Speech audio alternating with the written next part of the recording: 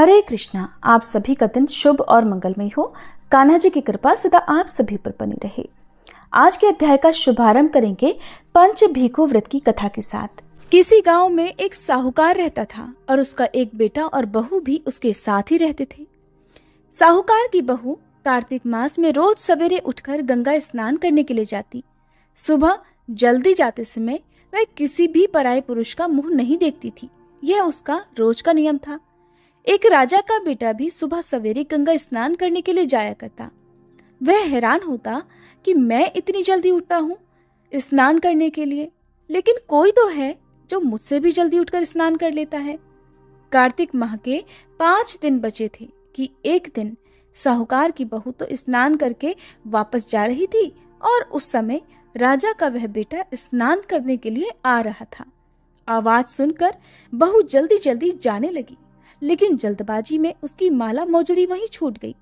राजा के बेटे ने उसकी माला मोजड़ी उठा ली और सोचने लगा कि जिस स्त्री की यह माला मोजड़ी इतनी सुंदर है, वह स्त्री खुद कितनी सुंदर होगी।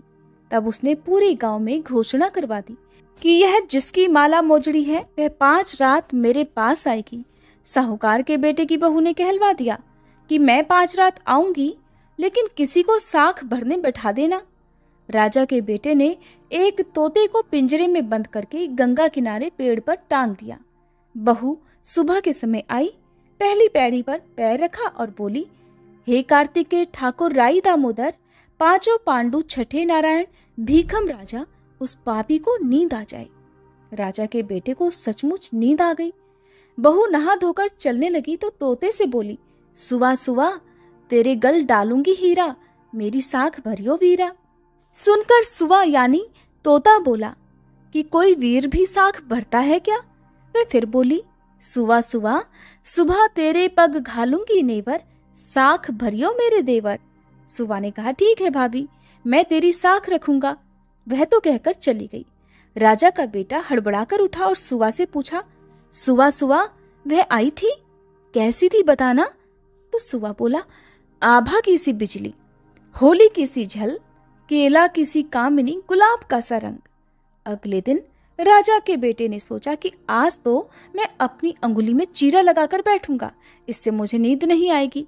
अगले दिन वह राजकुमार अपनी अंगुली को चीर कर लेट गया। अब साहूकार की बहू आई और भगवान से उसी तरह प्रार्थना करने लगी और उसके प्रार्थना करने पर राजकुमार को पहले दिन की तरह फिर से नींद आ गई। अब वह बहू तो स्नान करके फिर से वापस चली गई। जागने पर राजकुमार ने तोते से फिर पूछा, सुबह सुबह वह आई थी क्या? तोते ने फिर से वही बात दोहरा दी। अब राजकुमार बोला कि आज तो मैं रात में आंखों में मिर्ची डालकर बैठूंगा। रात में वह सचमुच अपनी आंखों में मिर्ची डालकर ही बैठ गया। साहूकार की बहू फिर आई, फिर से प्रार्थना की कि जिससे राजकुमार को फिर से नींद आ गई। अब राजकुमार ने तोते से बहू के आने की बात पूछी, उसने फिर से वही बात दोहरा दी। राजकुमार अब फिर से सोचने लगा कि आज तो मैं बिना बिस्तरे के ही बैठूंगा। रात को बिना बिस्तरे के वह बैठ गया। जब बहू कार्तिक स्नान करने आई तो उसने फिर से भगवान से प्रार्थना की। राजकुमार को फिर से नींद आ गई। जब वह स्नान करके जाने लगी तो आंखें बंद करके चली गई। राजकुमार जब उठा तो वह जा चुकी थी। राजकुमार अब तो बड़ी सोच में पड़ गया और सोचने लगा कि आज तो मैं अंगीठी जलाकर बैठूंगा, जिससे मुझे नींद नहीं आएगी। फिर वह रात को अंगीठी रखकर अपने पास में बैठ गया। साहूकार की बहू आई और वह फिर से भगवान से प्रार्थना करने लगी कि हे प्रभु, आपने तो 4 रातें निकाल दी, अब ये रात आखिरी बची है, इसे भी निकाल दो, मेरी लाज रख लो। भगवान ने उसकी बात रख ली और राजकुमार को 5वीं रात भी नींद आ गई। जब वह स्नान करके जाने लगी तो तोते से बोली, सुवा सुवा इस पापी को कह देना कि 5 रातें पूरी हो चुकी हैं, अब वह मेरी मोतियों की माला मेरे घर भिजवा दे। सुबह राजकुमार की आंख खुली तो उसने तोते से पूछा, सुवा सुवा आज भी वह आई थी क्या? तो तोते ने कहा, हाँ वह आई थी और उसने अपनी माला मंगवाई है, क्योंकि उसकी 5 रातें पूरी हो चुकी हैं। यह सुनकर राजकुमार सोचने लगा कि वह तो सच्ची थी, तभी तो भगवान ने भी उसका सत रखा। कुछ समय के बाद राजकुमार को कोढ़ हो गया। राजा ने ब्राह्मण को बुलवाकर पूछा, कि मेरे बेटे का शरीर क्यों जल रहा है। ब्राह्मण ने विस्तार से सारी बात राजा को बता दी कि इसने क्या किया था। ब्राह्मण ने कहा कि इसने पतिव्रती स्त्री पर बुरी नजर डाली, इसलिए इसे यह रोग हो गया है। राजा ने इसके ठीक होने का कोई उपाय पूछा तो वह ब्राह्मण कहने लगा कि उस साहूकार की बहू को अगर ये अपनी धर्म बहन बना ले और रोज उसके नहाए हुए जल से यह स्नान करे तब तो यह ठीक हो सकता है। राजा साहूकार की बहू की माला लेकर साहूकार के घर गया और बोला कि यह माला आपकी पुत्रवधू की है, आप इसे ले लीजिए और कृपा कर अपनी बहू के नहाए हुए जल से मेरे बेटे को नहला दीजिए। साहूकार बोला कि मेरी बहू तो किसी पराये पुरुष का मुंह तक नहीं देखती, आप उसे इस नाली पर बिठा दीजिए। जब वह ऊपर नहाएगी तब नीचे इस नाली के पानी से आपका पुत्र स्नान कर लेगा। राजकुमार ने वैसा ही किया और कुछ समय के बाद उसका शरीर चंदन सा स्वस्थ हो गया। हे पंच भिखु देवता, जैसे आपने साहूकार की पुत्र वधू का सत रखा वैसे ही सभी का रखना।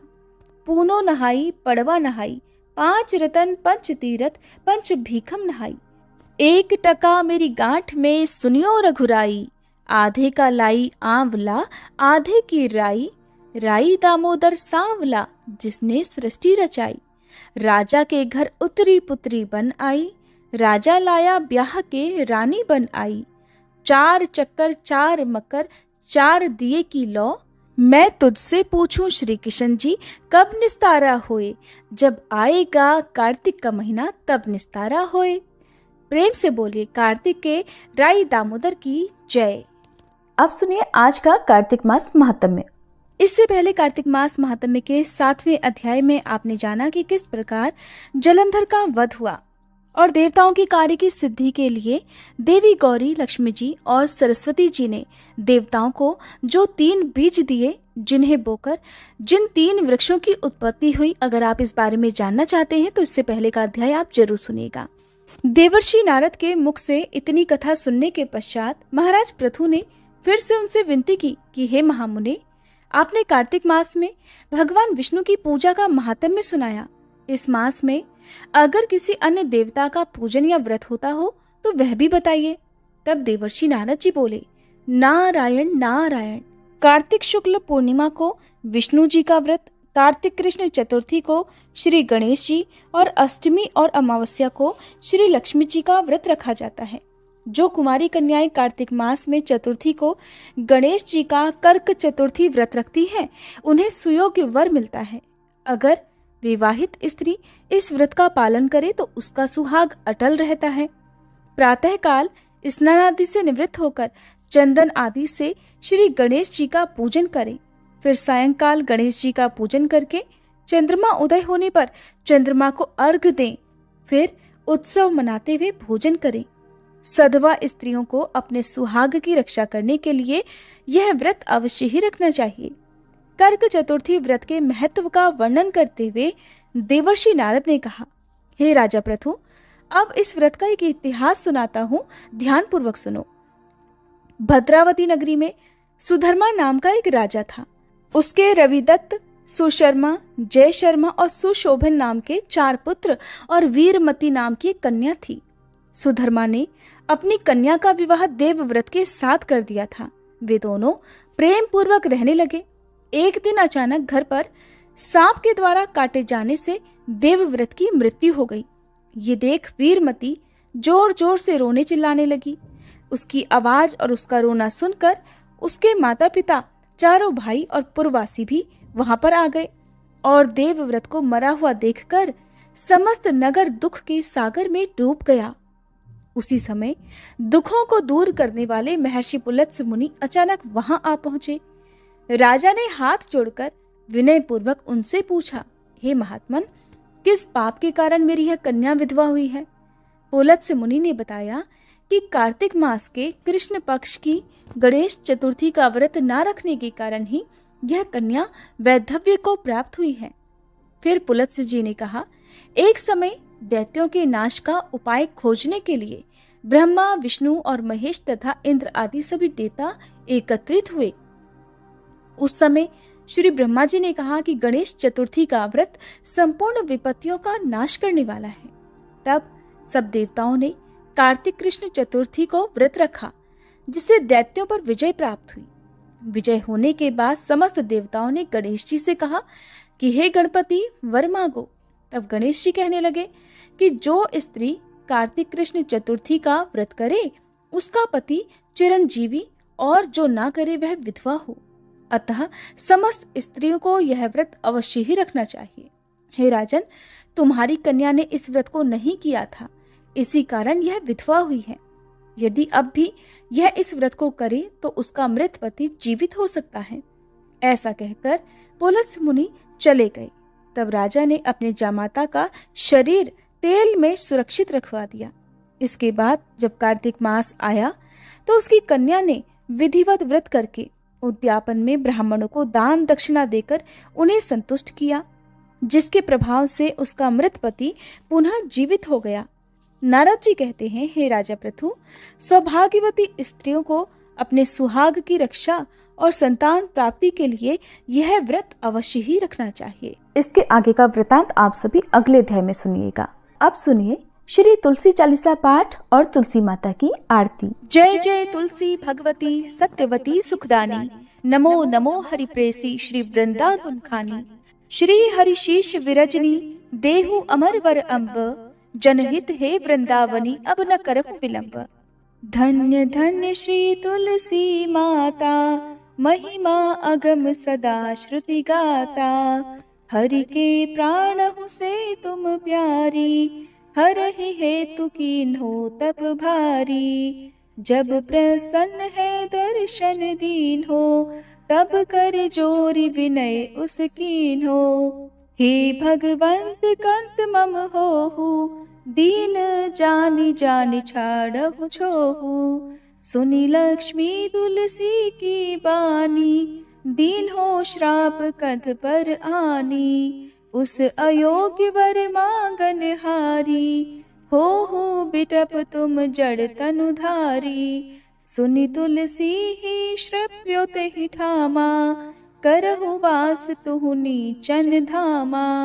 दियो वचन हरि तब तत्काला, सुनहु सुमुखी जानी होहु बिहाला।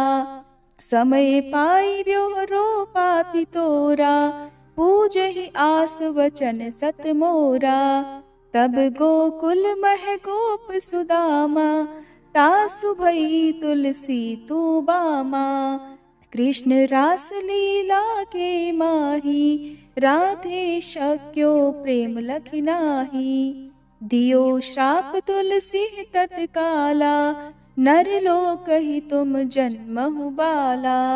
यो गोप वह दानव राजा, शंख चूर्ण नामक शिर ताजा। तुलसी भई तासु की नारी, परम सती गुण रूप अगारी। अस द्वै कल्प बीत जब गयहु, कल्प तृतीय जन्म तब भयहु। वृंदा नाम भयो तुलसी को, असुर जलंधर नाम पति को। कर अति द्वंद अतुल बल धामा, कीन्हा शंकर से संग्रामा। जब निज सैन्य सहित शिव हारे, मरहि न तब हर हर ही पुकारे। पतिव्रता वृंदाती नारी, को न सके पति ही संहारी। तब जलंधर ही भेष बनाई, वृंदा ढिग हरि पहुँचो जाई। शिव हित लहि करि कपट प्रसंगा, कियो सतेत्व धर्म तो ही भंगा। भयो जलंधर कर संहारा, सुनी उर शोक उपारा। तिह क्षण दियो कपट हरि टारी, लखि वृंदा दुख गिरा उचारी। जलंधर जस हत्यो भीता, सोई रावण तस हरहि सीता। अस प्रस्तर सम हृदय तुम्हारा, धर्म खंडी मम पति संहारा। यही कारण लहि श्राप हमारा, होवे तनु पाषाण तुम्हारा। सुनि हरि तुरत ही वचन उचारे, दियो श्राप बिना विचारे। लख्यो ना निज करतूत पति को, छलन चाहियो जब पार्वती को। जड़ मति तुह अस हो जड़ रूपा, जग में तुलसी बिटप अनूपा। धग्व रूप हम शाली ग्रामा, नदी गंडकी बीच ललामा।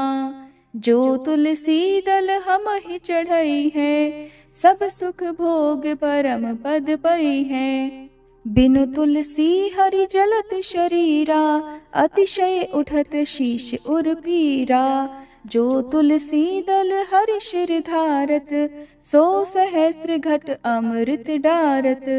तुलसी हरि मन रंजनिहारी, रोग दोष दुख भंजनिहारी।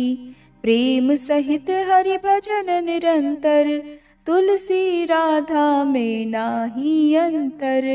व्यंजन हो 56 प्रकारा, बिन तुलसी दल ना हरहि प्यारा। सकल तीर्थ तुलसी तर छाही, लहत मुक्ति जन संशय नाही। कवि सुंदर इक हरि गुण गावत, तुलसी निकट सहस गुण पावत। बसत निकट दुर्वासा धामा, जो प्रयास ते पूर्व ललामा। पाठ करहि जो नित नर नारी, हो ही सुख भाषहि त्रिपुरारी। तुलसी चालीसा पढ़ी तुलसी तरु गृहधारी, दीप दान करी पुत्र फल पावहि बंध्यहु नारी। सकल दुख दरिद्र हरिहार हुए परम प्रसन्न, आशय धन जन लड़ही कर बसहि पूर्णा अत्र। लाही अभिमत फल जगत, मह लाही पूर्ण सब काम। जेहि दल अर्पहि तुलसी, तह सहस बसहि हरि राम। तुलसी महिमा नाम लख, तुलसी सूत सुख राम। मानस 40 रच्यो, जग मह तुलसीदास। प्रेम से बोलिए तुलसी महारानी की जय। तुलसी महारानी नमो नमो, हर की पटरानी नमो नमो। तुलसी महारानी नमो नमो, धन तुलसी पूरण तप कीनो। शालिग्राम बनी पटरानी नमो नमो। तुलसी महारानी नमो नमो, हर की पटरानी नमो नमो। जाके पत्र मंजरी कोमल, श्रीपति कमल चरण लपटानी नमो नमो। तुलसी महारानी नमो नमो, हरि की पटरानी नमो नमो। कौन महीने बोई रानी तुलसा, कौन महीने हुई हरियाली नमो नमो। तुलसी महारानी नमो नमो, हर की पटरानी नमो नमो। कौन महीने हुई तेरी पूजा, कौन महीने हुई पटरानी नमो नमो।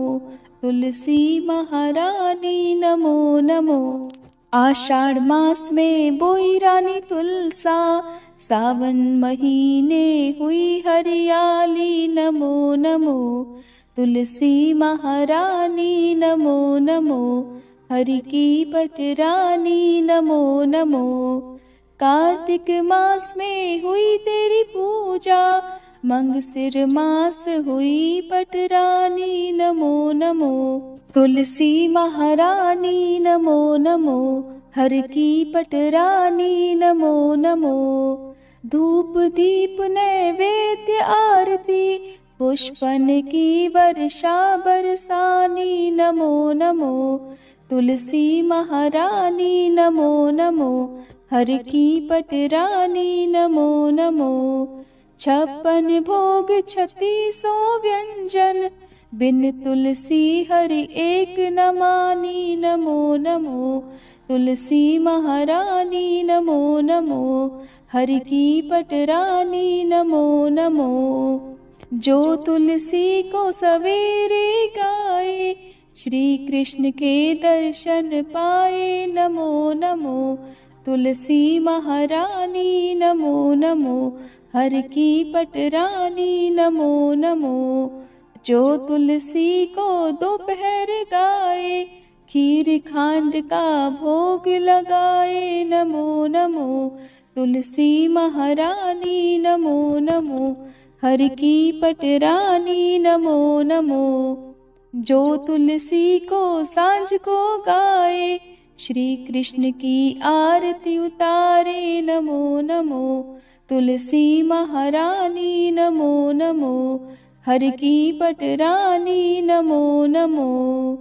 जो तुलसी को रात को गाए, श्री कृष्ण के चरण दबाए नमो नमो। तुलसी महारानी नमो नमो, हर की पटरानी नमो नमो। सब सखी मैया तेरो यश गावे, भक्ति दान दीजय महारानी नमो नमो। तुलसी महारानी नमो नमो, हर की पटरानी नमो नमो। तुलसी महारानी नमो नमो, हर की पटरानी नमो नमो।